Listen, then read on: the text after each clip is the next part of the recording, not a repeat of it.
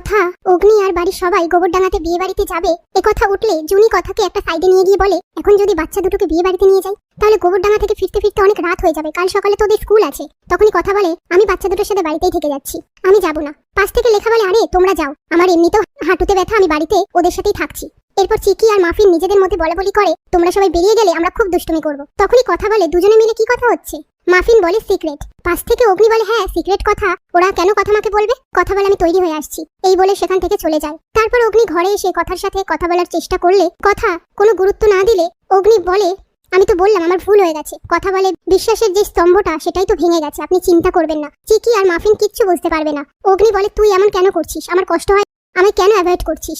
এই নিয়ে তারা কথা বলতে থাকে। সেই মুহূর্তে মাফিন এসে অগ্নিকে বলে, পপস তুই কথা মাকে আই লাভ ইউ বলছিস? কথা বলে, খালি পাকা পাকা কথা হয়েছে। পাশ থেকে অগ্নি বলে, তোর চোখটা ঠিক আছে তো? কথা বলে, হ্যাঁ ঠিক আছে। তখনই মাফিন বলে, কি করে ঠিক হলো? অগ্নি বলে, আমার হাতের ম্যাজিকে।